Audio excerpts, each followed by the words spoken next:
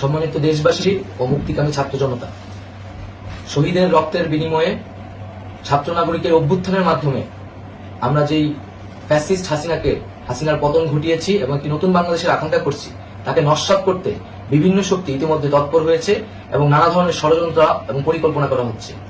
আমরা মুক্তিকামী ছাত্র জনতার পক্ষ থেকে স্পষ্টভাবে বলতে চাচ্ছি যে এই বাংলাদেশকে ফ্যাসিবাদী রেজিম থেকে মুক্ত করার জন্য এবং একটি নতুন বাংলাদেশ, জনগণের বাংলাদেশ প্রতিষ্ঠার জন্য সকল ধরনের ষড়যন্ত্রকে নস্যাৎ করার জন্য, প্রতিহত করার জন্য বাংলাদেশের ছাত্র জনতা কিন্তু সদা প্রস্তুত রয়েছে। আমরা দেখতে পাচ্ছি নানান জায়গায় লুটপাট, সহিংসতা এবং সাম্প্রদায়িক হামলার মতো ন্যাক্কারজনক ঘটনা ঘটছে। আমরা এর তীব্র নিন্দা জানাচ্ছি এবং আমরা মুক্তিকামী ছাত্র জনতার প্রতি আহ্বান জানাচ্ছি যে এই ধরনের ঘটনাকে প্রতিহত করার জন্য আমাদেরকে প্রস্তুত থাকতে হবে, আমাদেরকে দায়িত্ব নিতে হবে। কেউ যাতে এই আন্দোলনকে নস্যাৎ করার জন্য এই ধরনের ঘটনা ঘটানোর সুযোগ না পায়, সেদিকে আমাদের সদা সতর্ক থাকতে হবে।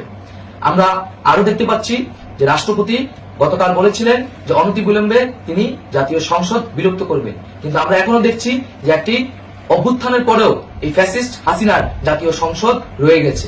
তাই আমরা ঘোষণা করছি যে আজ দুপুর 3টার মধ্যে এই ফ্যাসিস্ট হাসিনার যে জাতীয় সংসদ, সেই সংসদের বিলুপ্তি ঘোষণা করতে হবে। যদি আজ বিকাল 3টার মধ্যে এই জাতীয় সংসদের বিলুপ্তির ঘোষণা না আসে, তবে আমরা কঠোর কর্মসূচি দিতে বাধ্য থাকব। এছাড়া বন্ধুগণ, সবার জন্য আমরা জানাচ্ছি যে আমাদের যে অন্তর্বর্তীকালীন সরকারের কথা আমরা বলেছি, সেই সরকারের প্রধান উপদেষ্টার নাম আমরা ইতিমধ্যে ঘোষণা করেছি এবং এই সরকারের অন্যান্য উপদেষ্টা সহ সামগ্রিক রূপরেখা আমাদের প্রস্তুত রয়েছে। আমরা খুব শীঘ্রই সেই রূপরেখাটি জাতির সামনে উপস্থাপন করব। আমরা বাংলাদেশের স্থিতিশীলতা চাচ্ছি, সমাজে ন্যায় বিচার চাচ্ছি, সেজন্য কার্যকর পদক্ষেপ নিতে হবে এবং তার প্রথম পদক্ষেপটি হতে হবে এই জাতীয় সংসদ ভেঙে দেওয়া। এবং সবার প্রতি আহ্বান থাকবে, আপনারা শান্তিপূর্ণভাবে অবস্থান রাখুন, শান্তিপূর্ণভাবে এবং অহিংসভাবে এবং সকল পরিকল্পনাকে, ষড়যন্ত্রকে নস্যাৎ করার জন্য সদা সতর্ক থাকুন।